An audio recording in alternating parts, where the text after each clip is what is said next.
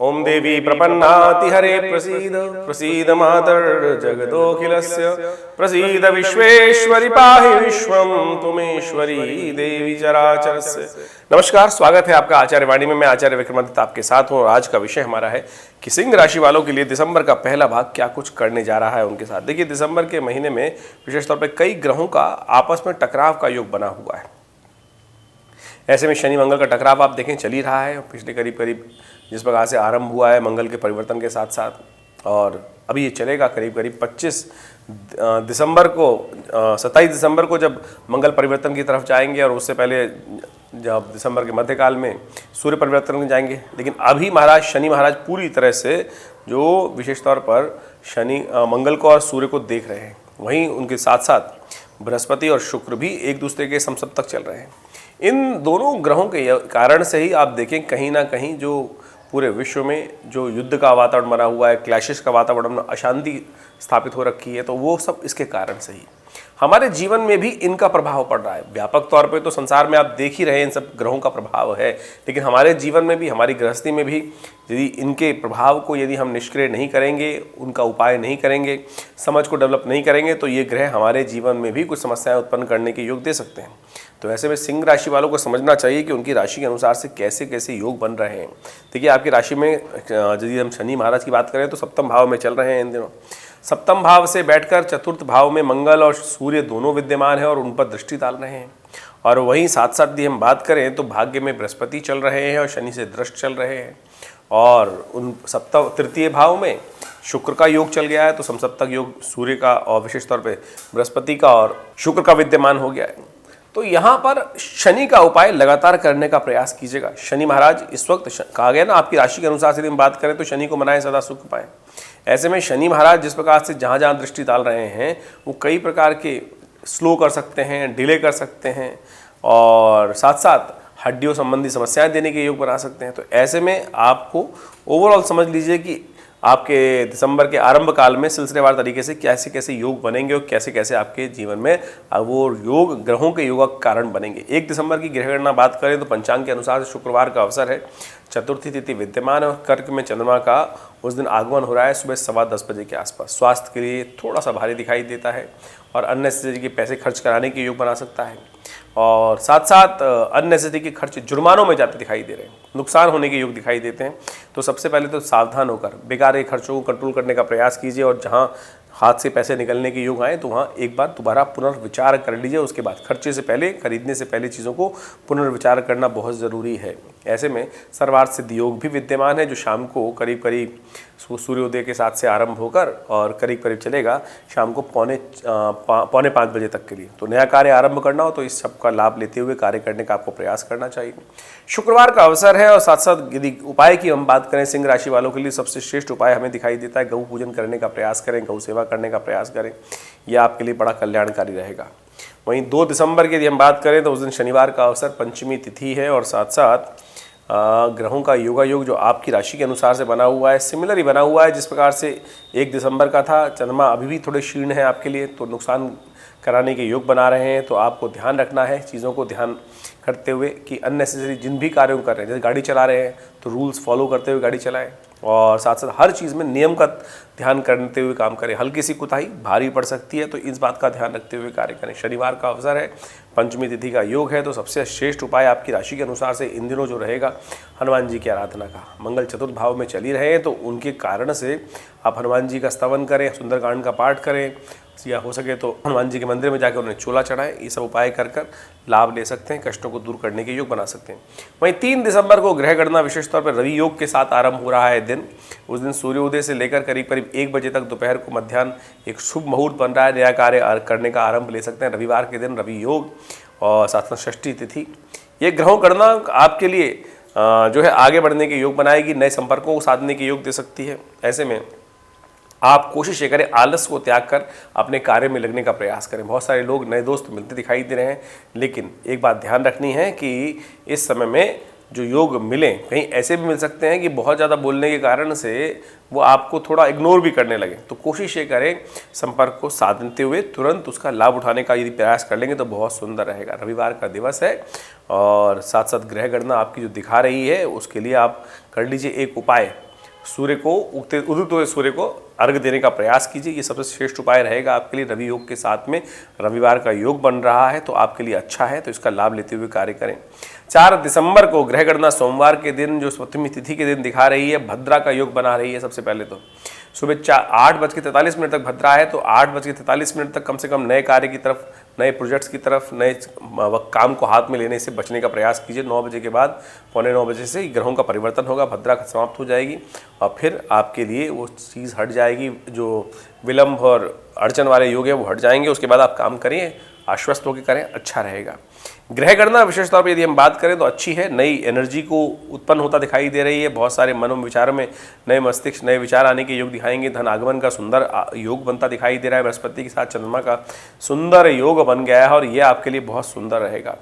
और मनोयोग से इस समय का पूरा लाभ 2-3 दिन आप उठाने का प्रयास कीजिए। सुंदर तरीके से आगे बढ़ने के अवसर आपको प्राप्त होते दिखाई दे रहे हैं। सोमवार का अवसर, ऐसे में सुंदर उपाय किया जाए। दूध का दान करना, चावल का दान करना, खीर का भोग लगाना भगवान के लिए सबसे श्रेष्ठ उपाय है। 5 दिसंबर को मंगलवार का अवसर है और ये बहुत ही इम्पॉर्टेंट तिथि है। कार्तिक विशेष तौर पर यदि मार्गशीर्ष की बात करें तो मार्गशीर्ष अष्टमी जो है, कृष्ण पक्ष की अष्टमी, काल भैरव जयंती रूप में मानी जाती है। भगवान शंकर का खासतौर पर उस दिन विशेष स्तवन करने का दिन होता है। शास्त्रों के अनुसार से जो कथा चलती है, उस दिन कहा जाता है कि ब्रह्मा जी में और विष्णु जी में जिस प्रकार से आपस में विवाद उत्पन्न हुआ और जब कौन बड़ा है इसके ऊपर विचार किया गया, तो दोनों के युद्ध को रोकने के लिए, विचार को सही करने के लिए एक बीच में जो कहा जाता है कि एक विशाल स्तंभ दोनों के बीच में उपस्थित हुआ और दोनों से कहा गया कि एक इसका पता लगा गया है का ऊपर कौन सा है, एक पताल पता करके आए। कहा जाता है कि ब्रह्मा जी जो हैं बगुला बन के ऊपर गए और भगवान विष्णु वराह रूप धारण कर पृथ्वी के नीचे इसकी पताल का पता लगाने के लिए गए। जब नहीं लगा पाए भगवान विष्णु तो थक कर ऊपर आ गए। कहा जाता है कि और ब्रह्मा जी ऊपर उड़ते रहे। ऊपर से केतकी का पुष्प आ रहा था जिसको ब्रह्मा जी ने अपनी चोंच में पकड़ लिया और उसके बाद कहा जाता है कि ब्रह्मा जी ने उस चोंच में पकड़कर कहा कि मेरी गवाही तेरे को देनी है। और भगवान जैसे उस वक्त ब्रह्मा जी के 5 सिर होते थे। शास्त्र में कथा के अनुसार जब नीचे पहुँचे जहाँ विष्णु जी विराजमान थे तो कहा गया, आकाशवाणी हुई, पता लगा आए। तो भगवान विष्णु ने कहा नहीं, हम पता नहीं लगा पाए। तो बात यही हुई थी कि जो पता लगा के आ पाएगा वही बड़ा रहेगा तुम दोनों में, आप दोनों में। तो कहा जाता है कि ब्रह्मा जी के एक मुख से मिथ्या भाषण निकला और वही कहा गया जैसे ही कि हाँ पता लगा आए ये पुष्प उसकी गवाही है। तो कहा गया उसी दिन से केतकी का पुष्प भगवान शंकर पर चढ़ना बंद हुआ। वो शिवलिंग रूप जो तेजो में स्तंभ था वो फटा, उसमें से शिवलिंग से भगवान शंकर निकले और त्रिशूल से कहा जाता है कि भगवान ब्रह्मा जी का एक सिर जिससे उन्होंने मिथ्या भाषण किया था वो अलग कर दिया गया। ये कथा काल भैरव की है और इसके बाद से ही उस दिन से कहा जाता है कि भगवान विष्णु शंकर की इस शिवलिंग के रूप में प्रतीकात्मक तौर पर ईश्वर एक है, इस रूप में शिवलिंग की पूजन आरंभ हुआ। हमने भी इस दिन बड़ा विशेष यज्ञ आश्रम पे रखा है और आप सब लोग भी इस यज्ञ में सम्मिलित होकर सुंदर तरीके से परमात्मा का भजन करने का सुंदर अवसर रहेगा। आप इसको उठाने का प्रयास कीजिए लाभ।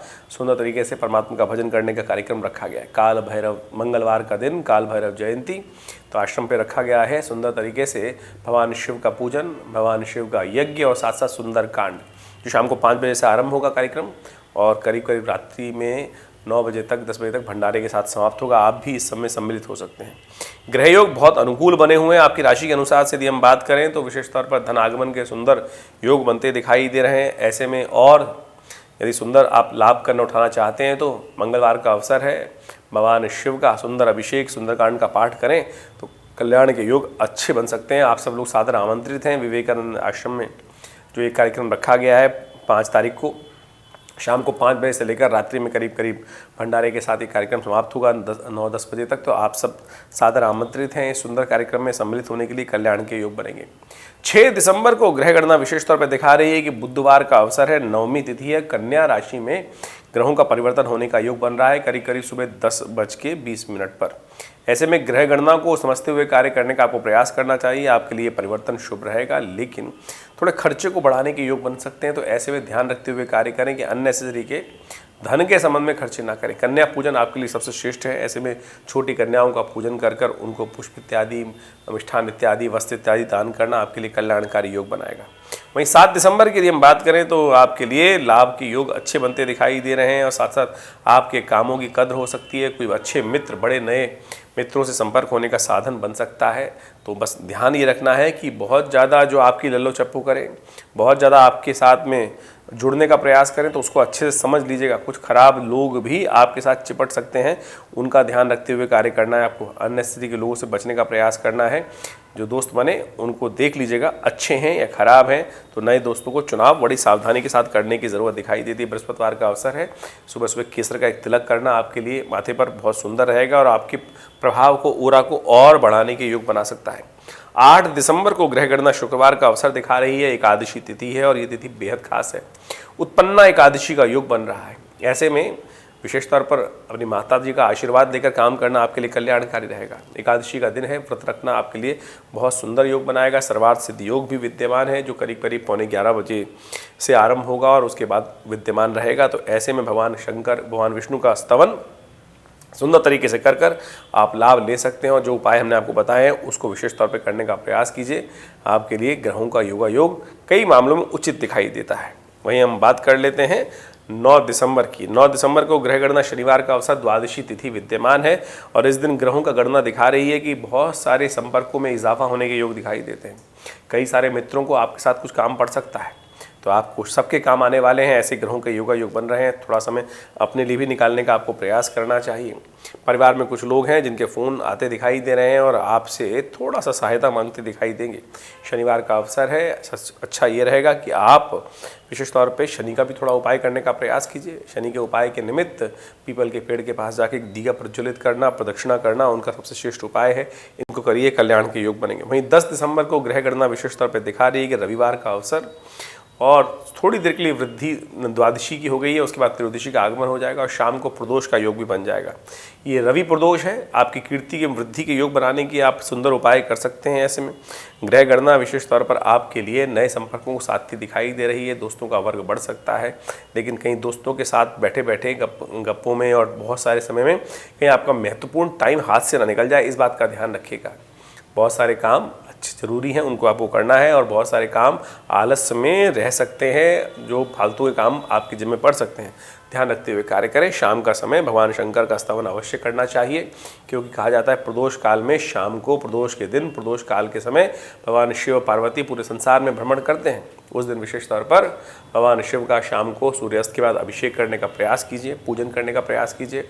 उनका आशीर्वाद मिलेगा तो ग्रह जो आपके थोड़े भारी चल रहे हैं वो भी आपके अनुकूल हो सकते हैं। ये समस्त उपाय जो हमने आपको बताए हैं ये सब बड़े इजी हैं, आसानी से आप कर सकते हैं। और यदि कोई दिक्कत पड़े, जैसे रुद्राभिषेक वगैरह कोई उपाय बताए जा रहे हैं, तो आप आश्रम पर भी इन सब सुविधाओं का लाभ ले सकते हैं। दिल्ली में विवेकानंद योगाश्रम लक्ष्मी नगर में स्थित है और वहाँ पर नित्य प्रति करीब 8 घंटे यज्ञ होते हैं और आप भी उन सब यज्ञों में सम्मिलित होकर सुंदर तरीके से परमात्मा का आराधन कर सकते हैं और माँ भगवती का दर्शन कर सकते हैं। समय समय पर हमारे यहाँ विशेष कार्यक्रम रहते हैं, आप सब लोग उन सब में सम्मिलित हों, ईश्वर का आशीर्वाद लें, भगवान की आराधना करें। रविवार को विशेष यज्ञ में आप सब लोग सादर आमंत्रित रहते हैं। सुबह करीब 8 बजे से लेकर 10 बजे तक ये कार्यक्रम रहता है। भंडारे का विशेष कार्यक्रम रहता है, तो उस दिन भी आप सब लोग जो भी आना चाहें आश्रम पर सादर आमंत्रित हैं, हमसे डायरेक्टली मिल सकते हैं उस दिन आकर, और आप सबके जीवन में कल्याण हो। इन समस्त गतिविधियों से आप जुड़ें। धन्यवाद, नमस्कार।